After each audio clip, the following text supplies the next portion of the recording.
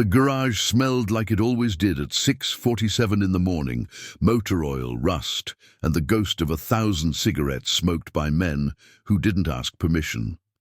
Marcus "Ghost" Reeves stood beneath the skeletal frame of a 1973 Harley-Davidson, his calloused fingers already black with grease, his mind already 3 miles down the highway. The sun hadn't broken the horizon yet. The coffee was cold.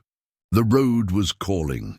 If you're new here, subscribe and turn on notifications. You won't want to miss what happens next. He'd been doing this for 23 years. Wake up before the world. Work before it demanded anything. Keep moving. That was the code. That was survival. That was Ghost. The Iron Mercy MC didn't need him to think. They needed him to fix things. A seized carburetor. A cracked frame. A brother's broken machine. Ghost was good at broken things. He fixed them without asking questions, without needing thanks. The work was the thanks. The work was the prayer. He was reaching for the timing belt when he heard the sound. Not a sound, exactly. A presence, the soft padding of bare feet on concrete. Emma stood in the garage doorway, silhouetted against the pre-dawn grey. She was 6 years old, wearing Spider-Man pajamas with a hole in the left knee. Her hair was a tangle of sleep and chaos. She looked like her mother, Ghost's best friend's ex-wife, but she had her father's eyes, determined, awake when she had no business being awake. "Hey, kid," Ghost said, wiping his hands on a rag that made everything worse. "Your dad know you're down here?" Emma didn't answer. She walked across the garage floor, her small feet navigating around tools and oil stains with the confidence of a child who'd grown up in this space. She stopped 3 feet from him, tilted her head, and grabbed his leather jacket sleeve. "Don't go today," she said. Her voice was quiet, not scared, not playing, just factual, like she was telling him the sky was blue. Ghost crouched down, his knees cracking like old wood. "Don't go where, princess?" "Away," Emma said. Her fingers tightened on his jacket. "Don't go away today, please." There was something in her eyes, not fear, something older, something that didn't belong in a 6-year-old's face. Ghost had seen that look before, in the rearview mirrors of men who knew something was coming, in the faces of soldiers in photographs, in the blank stare of a man who'd already said goodbye. "Your dad's got that run to Memphis," Ghost said, keeping his voice level. "We've got pickups scheduled. Charlie's waiting on parts." "Don't go," Emma repeated. Her hand moved from his sleeve to his wrist. Her grip was surprisingly strong. "Stay here. Please stay here." Ghost looked at her small hand wrapped around his forearm. For a moment, just a moment, he almost listened. 23 years of being told what to do, and a 6-year-old's grip on his wrist almost stopped him cold. Then he did what men like Ghost always do. He smiled, he stood up. He gently unwound her fingers and turned back to the Harley. "I'll be back before dinner, sweetheart," he said. "Your dad makes that chili you like. We'll tear into it together. Sound good?" He didn't hear her leave. He was already lost in the engine, in the geometry of metal and fire, in the place where Ghost lived, a place that didn't have room for intuition or warnings, or the weight of a child's certainty. By 10:47 a.m., he understood why she'd tried to stop him. The ride to Memphis was supposed to be routine. 40 miles north on Highway 41, meet up with the Crossroads MC chapter, exchange a shipment of custom parts, ride back by sundown. Ghost had done it 100 times. His Harley knew the way by heart, but Emma's words stayed with him. "Don't go away today," not "don't go to Memphis," not "come back late." Away. Like she knew something about the nature of leaving.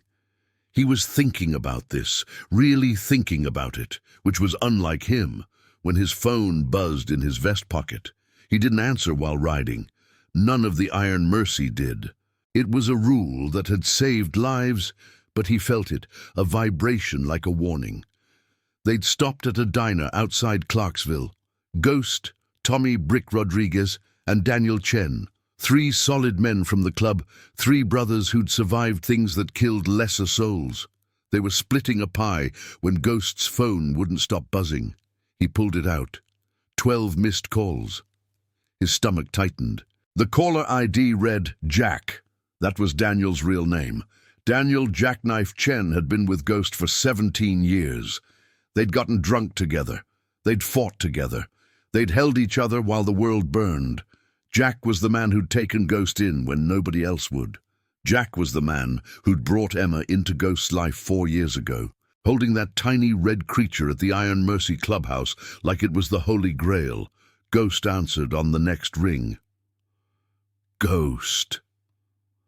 Jack's voice was wrong. It was compressed, like he was talking through pain.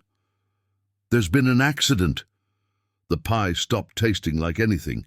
I'm on 41, about 40 miles north. Truck came out of nowhere. Jack's breathing was shallow, wet. I think my leg's bad. Brother, real bad. Stay on the line, Ghost said, already moving. Brick was on his feet. Chen was throwing cash on the table. Emma, Jack said. His voice cracked. Tell Emma I'm sorry I missed breakfast. That was when Ghost understood. Emma hadn't been playing around. Emma hadn't been having a kid's nightmare or imagining things. Somewhere in whatever machinery ran a 6-year-old's mind, she'd known, the way animals know about earthquakes, the way sailors know about storms. We're coming to you, Ghost said. Stay with me, Jack. Stay with me. I know you are, Jack said, and then, quieter, that's why I called. The line filled with the sound of wind, distant sirens, the crackle of emergency channels. Ghost hung up and looked at Brick and Chen. No words were necessary. Brick was already texting the clubhouse. Chen was calculating routes. This was the other code. This was what the Iron Mercy actually meant. When a brother falls, you don't ask questions. You ride. By the time they hit Highway 41 heading north, Ghost had texted the clubhouse with Jack's location. He knew what would happen next. The call would spread through the Iron Mercy MC like wildfire through dry grass. Phones would ring. Kickstands would snap up. Men would leave jobs unfinished, meals half-eaten, conversations mid-sentence. Because when one of you goes down, all of you stand up. Emma had known this morning. She'd felt it in her bones or her blood, or some part of herself that still remembered how to listen to things adults had forgotten how to hear. And she'd tried to stop him, not because she could change what was coming, but because the warning was all she had. The only gift she could give was the truth. Don't go away today. Ghost had gone away anyway. Now he was riding into a nightmare at 90 miles per hour, and all he could think was, I should have listened to the kid. Highway 41 North looked like a wound. The 18-wheeler had jackknifed across both northbound lanes. Its trailer twisted at an angle that shouldn't have been possible. The cargo, industrial machinery, heavy steel beams, had shifted and spilled across the asphalt like the skeleton of something massive that had died mid-breath. Behind it, a cascade of vehicles. A sedan crumpled against the guardrail, a pickup truck with its front end compressed like an accordion, a minivan sitting skewed across the shoulder, and in the middle of it all, Jack's motorcycle. Ghost didn't remember parking his Harley. He didn't remember taking off his helmet or moving. He just suddenly existed at the scene, and his mind was processing details with the cold clarity of a man who'd learned to compartmentalize horror. Jack was 50 yards from his bike, half conscious on the asphalt. His left leg was clearly broken. The angle below the knee was wrong in a way that made Ghost's teeth clench. Blood had pooled beneath his thigh. An EMT was working on a tourniquet while another checked his vitals. I'm family, Ghost said, and the EMT didn't argue. They never did with bikers who showed up looking like Ghost looked. Jack's eyes found him. Recognition, relief, pain. Emma? Jack asked. His voice was fractured. She's home. She's safe, Ghost said. He took Jack's hand. You're getting a ride to County General. Surgery team's already prepping. My leg. We're past worrying about that, Ghost said. He squeezed Jack's hand. You're past worrying about anything except getting through the next 24 hours. That's the job now. Just get through today." The ambulance pulled away, lights cutting through the morning like a siren's scream. Ghost stood in the middle of Highway 41 and watched it go. Traffic had been redirected. Police were taking statements. An accident investigation team was measuring skid marks and taking photographs of the debris field. This was how the normal world processed trauma, with procedures and protocols, and the assumption that somewhere there were answers. But Ghost knew better. He turned and saw them coming down the highway. Motorcycles, dozens of them, then more. The Iron Mercy MC was rolling in full force. Brick had spread the word, and the word had spread like gospel. Patches of leather, faces set hard with purpose, an organized cavalry arriving not with weapons, but with presence. They lined the shoulder of the highway. 73 bikes. Some of the brothers were still in work clothes. Others had abandoned whatever they were doing to ride. They didn't park haphazardly. They lined up in formation, a wall of brotherhood and steel. The state trooper directing traffic actually stepped back. "That's a lot of people," the EMT said quietly. "That's family," Ghost replied. "What happens next will test everything Ghost believes about loyalty. If you're caught up in this story, drop a comment. Let us know you're here with Ghost." He pulled out his phone and texted the clubhouse president. "Jack's at County General. Trauma surgery. We need a rotation on his room. Nobody sits alone." The response came back in seconds. "Already happening. Bring the kid here. Emma needs to be close." Ghost had forgotten Emma was still at home. Emma, who'd grabbed his sleeve and begged him not to go away. Emma, whose intuition or gift or whatever it was had been right all along. He called Brick. "Get back to the clubhouse. Pick up Emma. She needs to be where the family is." "On it," Brick said, and Ghost heard his engine kick to life. The sun was high now. The highway was a crime scene. Somewhere in a hospital 10 miles away, doctors were opening up Jack's leg to see what could be saved. And on a quiet suburban street, a 6-year-old girl was about to learn that her warning had been real, and that sometimes knowing the future doesn't give you the power to change it. It only gives you the power to bear witness. County General Hospital's trauma wing had seen a lot of things over the years, but it had never seen anything quite like the Iron Mercy MC filling its waiting room.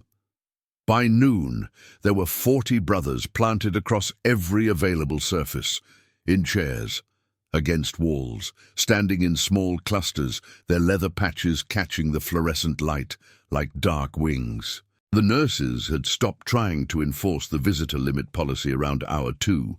There was a quiet authority to these men that made bureaucracy seem quaint.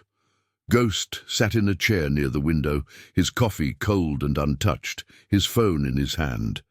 Messages had been coming in all morning, other chapters sending support, the Crossroads MC reaching out. Even some of their rivals, men from competing clubs who understood the universal language of brother down. At 1:47 p.m., a surgeon came out. Ghost stood before the man, even opened his mouth. Every brother in the waiting room rose with him, a synchronized movement born from years of moving as one unit. "Mr. Chen came through surgery," the surgeon said. His face was exhausted but readable. "We managed to repair the femur. There's significant soft tissue damage, and we had to work around some vascular trauma, but the leg is salvageable. He lost a lot of blood, and there's infection risk we'll need to monitor closely, but he's going to live." The waiting room exhaled. "Can we see him?" Ghost asked. "ICU is recovering now. Family only, I'm afraid. He'll be under sedation for at least 12 hours. Ghost nodded to Rodriguez. Rodriguez left to arrange rotation. The brothers didn't debate this. They moved like a well-oiled machine even in crisis, especially in crisis.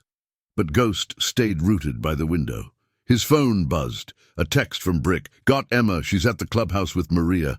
Kid won't stop asking about her dad." Ghost stared at that text for a long moment. Then he typed, Tell her he's going to be okay. Tell her he's sleeping, and when he wakes up, he'll know she tried to warn him." The response came back. "Kid needs to see you." Ghost closed his eyes.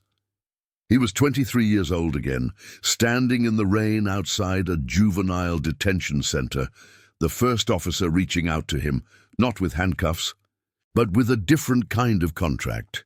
You can stay in the system, or you can make a choice. He'd chosen wrong for a decade. He'd chosen drugs and fighting and the kind of self-destruction that masquerades as freedom. Then Jack had found him in a gutter behind a nightclub and dragged him back to something that resembled life. Ghost opened his eyes and looked at his brothers. They were already organizing, food runs, shift schedules, the machinery of brotherhood already humming. "I've got the 2 to 8 shift," he said to Rodriguez. "Then I need to get back to the clubhouse." "Take the midnight to 6, Rodriguez said. "The kid's been asking for you." So Ghost did what he always did. He split himself in half. He sat in the ICU and held Jack's unresponsive hand from 2 p.m. to 8 p.m., watching monitors and counting heartbeats. He watched the chest rise and fall. He watched the machines do their work. He did what brothers do. He bore witness to pain and refused to look away. At 8 p.m., Tommy Brick brought him fresh coffee and took over the vigil. Ghost rode back to the clubhouse as the sun died behind the horizon. The clubhouse was a fortress of light and movement. Women cooked, brothers gathered in small clusters, and in the back room, curled up on a worn leather couch, Emma slept.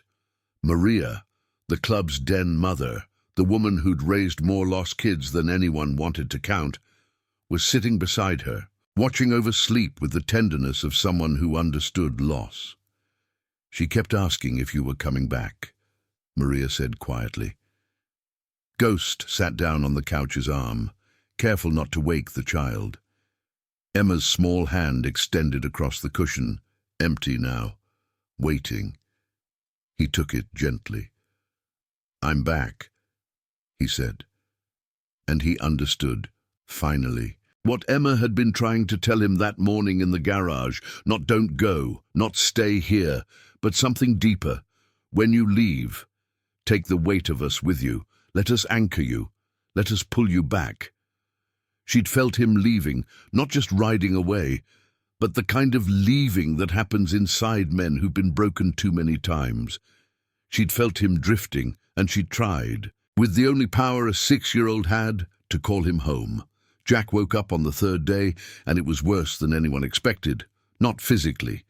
The doctors were pleased with his progress. The infection hadn't taken hold. The surgery was holding. Physically, Jack was on the trajectory toward recovery, but when Ghost arrived at the ICU at 6 a.m., Rodriguez was standing outside the room looking like he'd been punched. "He's asking for Emma," Rodriguez said. "Won't stop. They've got him on pain management. But he keeps asking." Ghost went into the room. Jack's eyes tracked him immediately. "She's safe," Ghost said before Jack could ask. "She's at the clubhouse with Maria. She's sleeping." "I can't," Jack said. His voice was thin, wrong. "Ghost, I can't be like this in front of her. She can't see me like this." Ghost pulled a chair close. "Like what? Alive? Recovering?" "Broken," Jack said. The word came out like he was splitting it open from the inside. "I'm supposed to be the one who holds things together. I'm supposed to be strong for her. She's 6 years old, Ghost. She's supposed to have a father who can pick her up, who can ride, who can protect her. You're going to do all of that," Ghost said. "When?" Jack's voice cracked. "She came to you that morning. Did she tell you what she said?" "She said don't go," Ghost said quietly. "She knew," Jack said. His eyes were wet. "She knew, and I went anyway, and now she's carrying that. She's carrying the knowledge that she tried to save me, and I didn't listen. What does that do to a kid, Ghost? What does that teach her about love? That it doesn't matter, that warnings don't matter?" Ghost sat with that for a moment. In the hallway, a monitor beeped. Footsteps. the mechanical breath of the hospital going about its business. It teaches her that some things are bigger than us, Ghost said finally. That sometimes you do everything right, and things still go wrong, and that the people who love you will still show up anyway. She tried. You still got broken, and I still came. We still came. That's what matters. I'm afraid, Jack said, and he said it like it cost him something to admit it. I know, Ghost said. What if I can't work again? What if that leg doesn't heal right? What if— Stop, Ghost said. He reached out and gripped Jack's shoulder. You're 3 days out of surgery, high on morphine, and your brain is trying to solve every problem in the next minute. That's not how this works. That's fear talking. We deal with what's in front of us, today, then tomorrow, then the day after that. The iron mercy. We'll keep running, Ghost said. We've covered for each other before. We'll do it again. I'll owe you— You don't owe me anything, Ghost said. His voice was hard now, final. You pulled me out of a gutter 17 years ago when I was trying to kill myself slowly. You gave me a reason to exist. You gave me purpose. You gave me Emma to love. This is what that means, Jack. This is what brothers means. We don't keep a ledger. We don't take turns. We show up. Jack closed his eyes and tears leaked down the sides of his face. Ghost sat in that chair for 3 more hours, until Jack slipped back into medicated sleep. Then he pulled out his phone and did something he hadn't done in years. He called his mother. She answered on the second ring like she'd been waiting. Marcus. Her voice came through the phone like it was coming from another century. Hi, Mom, he said, and his own voice broke a little. I'm calling because I needed to hear your voice. I needed to remember what it sounds like when someone chooses to stay even when it's hard. There was a pause, a breath, the sound of someone understanding something. I'm listening, she said. And Ghost, in a hospital room outside Memphis, told his mother about Jack and Emma and a 6-year-old's impossible intuition. He told her about promises that span decades. He told her about the kind of love that doesn't get weak when it gets tested. It gets forged. By the time he hung up, it was past noon. He texted Brick, "Bring Emma to the hospital. I want Jack to see her." The response was immediate. You sure? Ghost typed back, Yeah, I'm sure. Emma walked into the ICU like she was walking to her own execution. Her small hand gripped Brick's leather jacket. Her eyes were scanning the room, the monitors, the IV stands, the pale figure in the hospital bed, with the gravity of a soldier surveying a battlefield. Jack saw her and his face changed. Something in him broke open like a flower that had been sealed shut. Hey, baby girl, he said. His voice was hoarse from disuse and pain medication. Emma stopped 3 feet from the bed. She didn't run. She didn't climb up like she normally did when she was excited to see her dad. She just stood there, taking him in. You're hurt, she said. It wasn't a question. Yeah, Jack said. I am. Oh, because you didn't listen to me, Emma said. Her voice was steady, small but steady. Ghost felt something shift in his chest. Jack's face crumpled. I didn't, baby. I'm sorry. I didn't listen. I knew, Emma said. She moved closer to the bed, climbing up with help from Ghost. She sat on the edge, her small legs swinging. I felt it in my tummy. You were going to go far away. I know you did, Jack said. Tears were streaming down his face now. You tried to tell me. You were so brave to tell me. Am I in trouble? Emma asked. And there it was, the child underneath the knowledge. The fear that somehow knowing the future made her responsible for it. No, baby, Jack said. He reached out and took her small hand. No, you did everything right. You were perfect. I was the one who didn't listen. I don't want you to go far away, Emma said. She looked at Ghost, then back at her father. I don't want any of us to go far away. And Ghost understood what she was really saying. She wasn't talking about distance. She was talking about the kind of going away that happens when people stop showing up for each other, the kind of absence that breaks families. Ghost left them for a moment, stepping into the hallway where Maria stood with Brick, both of them watching through the window with expressions that suggested they understood something Ghost was only beginning to see. "She's special," Maria said quietly. "Yeah," Ghost said. "She is." "You know what you have to do," Maria said. It wasn't a question. Ghost did know. He pulled out his phone and made 3 calls. The first was to Rodriguez. "I'm taking a step back. I need to be here, full time, for however long Jack needs." The second was to his club president. "I'm restructuring my commitments. I'll be available for emergency calls, but I'm primary caregiver for the Chen family until Jack's back on his feet. That's non-negotiable." The third was to his mother.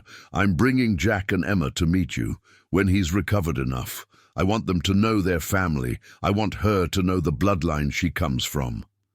If this story has touched something in you, please like this video. It helps us bring more stories like this to people who need them. Drop a comment telling us about the promises you've kept. When Ghost went back into the room, Emma had fallen asleep with her head on Jack's arm. Jack was staring at her like he was memorizing every detail of her small face. "Thank you," Jack said. "Don't," Ghost said. He sat back down in the chair.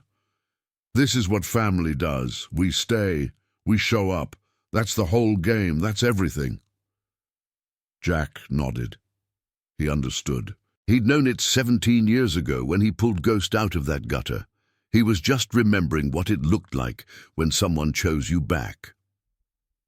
47 days later, Jack was discharged from County General with a physical therapist, a prescription pad thick enough to choke on, and a prognosis that was cautiously optimistic. The surgery had worked. The leg would heal. The timeline was uncertain. Could be 6 months, could be a year. But healing was theoretically possible. What nobody could quantify was the psychological healing, the moment when a man stopped seeing himself as damaged and started seeing himself as recovering.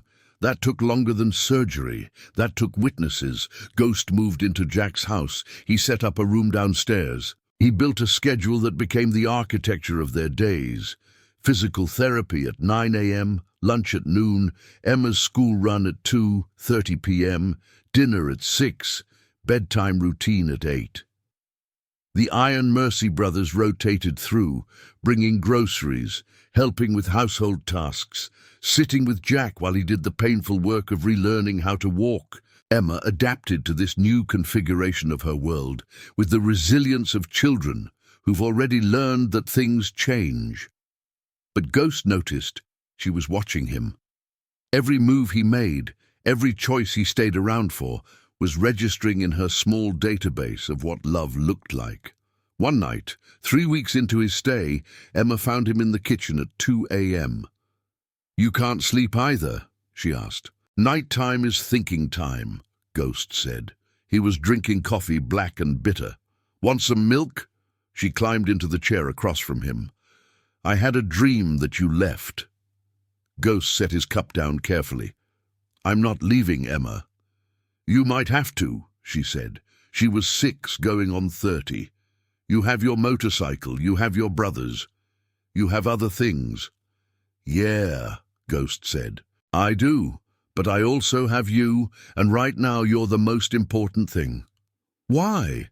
Emma asked. She genuinely wanted to know. Ghost thought about this for a long moment. He thought about the 17 years between his first encounter with Jack and this moment in a kitchen at 2 a.m. with a 6-year-old asking him questions about the nature of love and duty. "Because," he said finally, "you grabbed my arm that morning and told me the truth. You felt something breaking, and instead of being scared and staying quiet, you tried to warn me. That takes a kind of courage that most adults never learn. And people who have that kind of courage deserve to be protected. They deserve to have someone stand beside them and say, 'I'm not going anywhere.'" "Even when you want to?" Emma asked. "Especially then," Ghost said. "That's when it matters most." Emma climbed into his lap, something she'd stopped doing for a few months, caught in that space between childhood and growing up. "Promise?" she asked. Ghost held her close and made a promise he meant in every cell of his body. Promise. By week 8, Jack was walking without crutches. By week 12, he was back at the garage, working on machines instead of riding them. By week 16, he was telling Ghost to go back to his own life, that he had things handled. Ghost refused. "I'm not going anywhere," he said. And when Jack tried again in week 20, Ghost said it again. "I'm not going anywhere." It took until week 24 for Jack to understand that Ghost meant it, that this wasn't temporary. That somewhere along the way, Ghost had decided that this house, this family, this responsibility was worth more than the open road. The Iron Mercy adjusted. Brothers took on Ghost's responsibilities. They covered his roots. They filled in the gaps. Because that's what brotherhood meant. You supported each other's choices, even the quiet ones, even the ones that looked like settling down. One afternoon, with spring bleeding into summer, Emma handed Ghost a drawing she'd made at school. It showed 3 figures: a tall man with a motorcycle, a man in a hospital bed, and a small girl with yellow hair. Above them, in careful letters, she'd written, "Family." Ghost framed it. He hung it in his room in Jack's house. And every morning when he woke up, he saw those 3 figures and remembered what it meant to be chosen. 1 year after the accident, the Iron Mercy MC threw a party at the clubhouse. It wasn't planned as anything grand. Rodriguez had mentioned it casually. "Hey, Jack's been cleared for light riding. We should celebrate." And somehow the word spread through the brotherhood like wildfire. By the time Ghost arrived at the clubhouse at 2 p.m. on that Saturday in October, there were already 70 bikes in the parking lot, tables laden with food, a cooler the size of a refrigerator filled with beer, the smell of barbecue smoke rising into a sky so blue it hurt to look at. Maria had outdone herself, ribs glazed with a sauce that had been in her family for 3 generations. Potato salad in massive aluminum containers, cornbread wrapped in foil to keep it warm. 3 kinds of pie, apple, pecan, and a chocolate creation that looked like it could solve world hunger. The brothers moved through the space with the easy comfort of men who'd been through something together and come out the other side. They nodded to Ghost. Some clasped his shoulder. The gesture was small, but full of meaning. "We see you. We know what you did." Ghost had never sought recognition. He'd come to the Iron Mercy running from recognition, from the weight of being known. But this quiet acknowledgement from men he respected felt different. It felt like being accepted for staying rather than for going. At 3:47 p.m., Jack arrived. He pulled up on his 1987 Harley Davidson, the bike Ghost had completely restored while Jack was in recovery. Every bolt replaced, every gasket sealed, the paint job a deep blood red with chrome that caught the sunlight like captured lightning. It was the kind of bike that made men stop what they were doing and just stare. The parking lot went quiet. Jack sat on the bike for a moment, his hands gripping the handlebars, his face a landscape of emotion.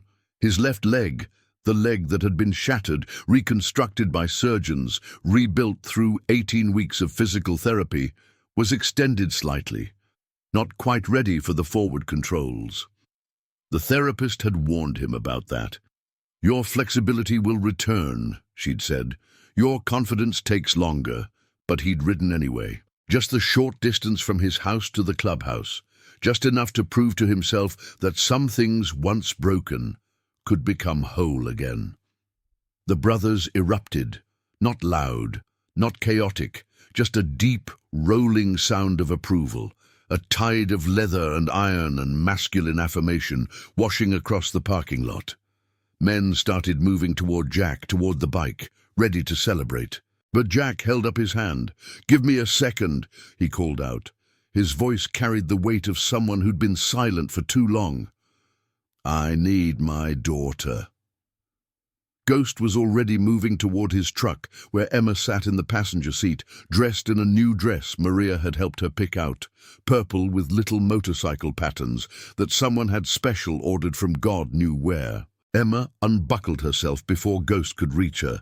She was growing, already taller than she'd been a year ago, her hair longer, her face caught in that space between early childhood and something older, something that had seen more than most six-year-olds should see. She jumped into Ghost's arms, and he caught her like he'd caught her 1,000 times over the past year. Like he'd be catching her for the next 50 years. "Is Dad ready?" she asked. "Yeah, baby," Ghost said. "He's ready." Ghost carried her across the parking lot. The brothers parted for them naturally, creating a corridor of respect. Men who understood that this moment mattered, that a father and daughter reuniting around a motorcycle was somehow sacred, in a way that had nothing to do with religion and everything to do with survival and love and the kind of promises that can't be broken because they're built into your bones. Jack's face transformed when he saw Emma. It was the kind of transformation that happens when a man remembers what he's living for. The pain in his jaw eased, the tension in his shoulders dropped. He became simpler, clearer, more himself. "Hey, pretty girl," he said as Ghost set Emma down. "You ready for an adventure?" Emma walked straight to the motorcycle and ran her small hand along the seat, the place where she'd sat behind her father 1,000 times before the accident, her arms wrapped around his waist, his voice carrying her through the world on 2 wheels. "It's pretty," she said. "You fixed it." "Ghost fixed it," Jack said, glancing at Ghost with a look that carried the weight of everything. The hospital room, the long nights, the physical therapy, the moment when Jack's brain had finally accepted that his body might actually heal. He fixed a lot of things. Ghost stepped back, giving them space. This moment belonged to them. Emma climbed onto the bike in front of Jack. Unusual positioning, but necessary, given his still recovering leg. Jack settled her between his arms on the handlebars, his hands protecting her from the engine heat, his body a fortress around her small frame. "We're going slow," Jack said. "Just around the lot. You good with that?" "I'm good with that," Emma said. She reached down and gripped the handlebars below Jack's hands, making herself part of the machine, part of the journey. Jack kicked the engine to life. The sound was pure. A Harley's growl, deep and primal, and full of something that sounded like joy. The brothers stepped back, giving him room. Ghost watched as Jack eased the bike into motion, careful with the clutch, mindful of the leg that still sent messages of pain with every pressure on the footpeg. Emma sat rigid with concentration, her face serious with the responsibility of being trusted with something important. This wasn't playing. This was ceremony. They made 1 lap around the parking lot, slow, deliberate. A man and his daughter on a motorcycle, proving something to themselves and everyone watching. Ghost felt a hand on his shoulder. Rodriguez. "He's gonna be okay," Rodriguez said. It wasn't a question. "Yeah," Ghost said. "He's gonna be okay. So are you," Rodriguez added. And Ghost understood what he meant. Not just that Ghost would survive his choice to stay, but that Ghost had finally found something worth staying for. That the running was over.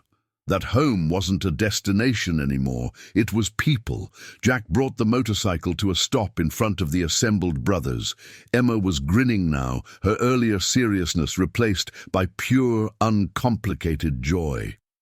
"Again!" she shouted. "Maybe later, baby," Jack said. "Right now, I think we got some celebrating to do." He killed the engine. He lifted Emma down, carefully, always carefully, protecting that left leg, and set her on the ground. Then he turned to Ghost. Their eyes met across the parking lot. Everything that needed to be said had been said 1,000 times already, but it needed to be said again. "Thank you for staying. I had nowhere else to be." Jack made his way back into the clubhouse, limping slightly. moving with the deliberate effort of someone still in recovery, but no longer in crisis. Emma ran beside him, holding his hand, chattering about the ride and the music the bike made, and whether she could ride again after dinner. Ghost followed. The party moved into high gear.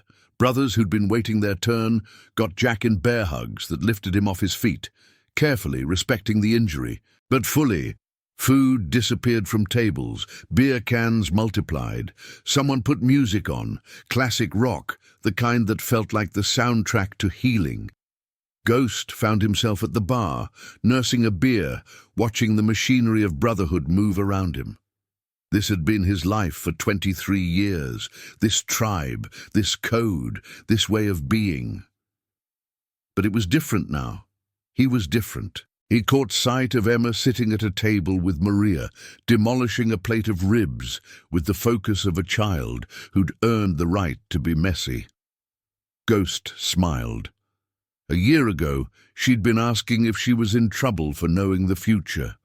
Now she was here, surrounded by brothers, eating barbecue, secure in the knowledge that she belonged to something bigger than herself. Jack hobbled over to Ghost, pressing his back against the bar beside him. "I got her registered for motorcycle safety class," Jack said. "Next spring, she can ride with me once she's certified." "She ready for that?" Ghost asked. "She's been ready since the day she was born," Jack said. "She just needed to see that you could come back, that the people you love don't just disappear when things get hard." Ghost thought about that morning in the garage, Emma's small hand on his jacket.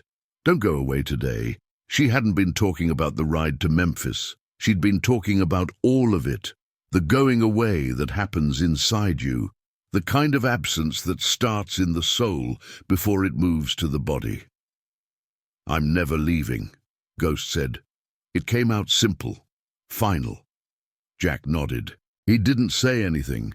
He just clinked his beer bottle against Ghost's, and they stood together in the noise and the smoke and the brotherhood, two men who'd learned, in the hardest way possible, that some promises are worth everything. As the sun began to set, painting the sky in shades of orange and red, Ghost stepped outside. The parking lot was full of bikes arranged like a metal garden. 70 machines, 70 stories, 70 brothers who'd shown up because one man had gone down and needed to know he wasn't carrying that weight alone. Emma appeared at his side, sticky from barbecue sauce, exhausted from an afternoon of celebration. "You're staying, right?" she asked. Not a question this time, a confirmation. "Yeah, baby," Ghost said, picking her up. "I'm staying. Forever." She was getting too big to be carried this way, but Ghost would carry her as long as she needed to be carried. "Forever," Ghost said. "That's the promise." Emma wrapped her arms around his neck and rested her head on his shoulder. She was asleep within minutes, the kind of deep, trusting sleep that only comes when you know you're safe. Ghost stood in the parking lot, holding a sleeping 6-year-old, surrounded by brothers and bikes and the fading light of day, and he finally understood what it meant to have a home that wasn't a place. Home was this. Home was Emma's weight against his chest. Home was Jack limping toward them with a smile that suggested he'd just been given the rest of his life back. Home was Rodriguez and Maria and all the brothers who'd shown up because one man needed them. Home was the choice to stay. Ghost had spent 23 years running towards something, freedom, escape, the open road. But it wasn't until he chose to stay that he finally found what he'd been running toward all along. The Iron Mercy MC settled into the evening. Music continued. Stories were told. The brothers laughed the way men laugh when they've survived something together and come out the other side changed, but whole. And Ghost stood at the center of it all, holding his family, finally understanding that the longest journey isn't the one that takes you farthest from home, it's the one that brings you back. If this story has touched something in your heart, if you understand what it means to come home, subscribe and turn on notifications. Share this with someone who needs to know that staying is brave, that love is stronger than the open road, that the greatest promise you can make is to simply be there. Thank you for letting Ghost, Jack and Emma into your lives. We'll see you on the next ride. Always ride safe. Always choose family.